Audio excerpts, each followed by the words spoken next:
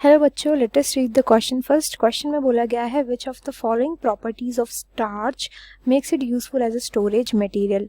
First, easily translocated, second, chemically non reactive, third, easily digested by animals, fourth, osmotically inactive and fifth, synthesized during photosynthesis. And these are our options. हमें बताना है कि ऐसी कौन सी property है starch की जो उसको स्टोरेज मटेरियल के लिए यूजफुल बनाती है, जिसकी वजह से स्टार्च को स्टोर करके रखा जाता है। तो यहाँ पे की कॉन्सेप्ट क्या हो जाएगा, की कंसेप्ट हो जाएगा। यहाँ पे हम स्टार्च के बारे में पढ़ेंगे। स्टार्च क्या होता है, स्टार्च की प्रॉपर्टीज देखेंगे। तो स्टार्च होता क्या है? स्टार्च एक्चुअली ग्लूकोज का पॉलीमर होता है। ग्लूकोज का पॉलीमर का मतलब होता है कि बहुत सारे ग्लूकोज के मॉलिक्यूल जब आपस में जुड़ते हैं, किसके थ्रू जुड़ते हैं? ग्लाइकोसिडिक बॉन्ड्स के थ्रू। ग्लाइकोसिडिक बॉन्ड्स के थ्रू जब आपस में जुड़ते हैं तो ये एक पॉलीमर बनाते हैं जिसको हम स्टार्च बोलते हैं।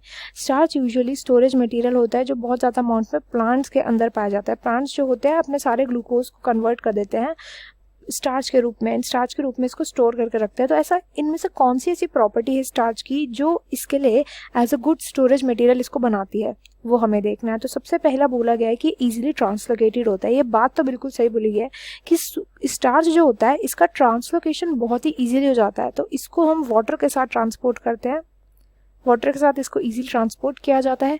बट ट्रांसपोर्टेशन या ट्रांसलोकेशन जो होता है इसके स्टोरेज से कोई लेना देना नहीं है। इस चीज़ का स्टोरेज के लिए ट्रांसलोकेशन की बात कहाँ से आ गई? तो इसलिए फर्स्ट ऑप्शन जो है ये इनकरेक्ट हो जाएगा। सेकेंड ऑप्शन बोल रहा है कि ये केमिकली नॉन रिएक्टिव होता है, जो कि एकदम सही बात बोली गई है। स्टार्च जो होता है, स्टार्च के पास OH ग्रुप प्रेजेंट नहीं होता, OH ग्रुप फ्री प्रेजेंट नहीं होता, क्योंकि इसके पास ये फ्री प्रेजेंट नहीं होता इसलिए नॉन रिएक्टिव होता है। ये रिएक्शन नहीं करता किसी के भी साथ, रिएक्शन नहीं करता।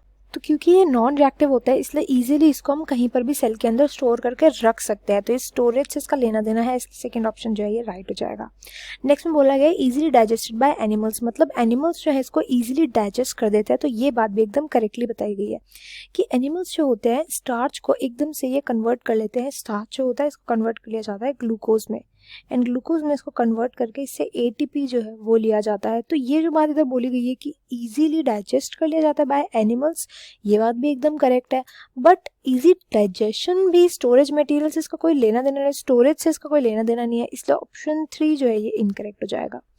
नेक्स्ट में बात करी गई है ऑस्मोटिकली इनएक्टिव। तो यहाँ पे जो फोर्थ स्टेटमेंट में जो बोला गया है ऑस्मोटिकली इनएक्टिव का मतलब क्या होता है कि जब वाटर के साथ जब इसको स्टोर किया जाएगा किसी भी सेल के अंदर, तो ये वाटर के बैलेंस को चेंज नहीं करता।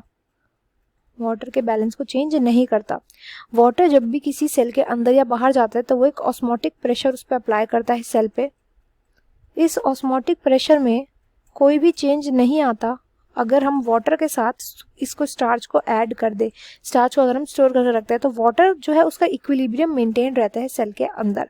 वाटर का जो बैलेंस होता है उस पर कोई भी इफेक्ट नहीं डालता है, इसलिए ऑस्मोटिकली इनएक्टिव होता है, वाटर पे कोई भी इफेक्ट नहीं डालता।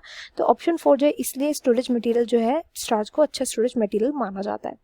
नेक्स्ट में बताया गया कि सिंथेसाइज ड्यूरिंग फोटोसिंथेसिस, तो ये तो बिल्कुल ही इनकरेक्ट है। फोटोसिंथेसिस के टाइम पर ग्लूकोज का सिंथेसिस होता है ना कि स्टार्च का, तो ये तो स्टेटमेंट ही इनकरेक्ट है। यहाँ में बताना था कि स्टार्च जो है वो यूजफुल किया एज अ स्टोरेज मटेरियल, तो यहाँ पे केवल सेकंड एंड फोर्थ जो है वो स्टेटमेंट सही बता रहे हैं कि स्टोरेज मटेरियल क्यों है ये। तो यहाँ पे सेकंड एंड फोर्थ जो है वो राइट आंसर हो जाएंगे। That is option 4 will be the right answer to this question. I hope you understood it well. Best of luck and thank you.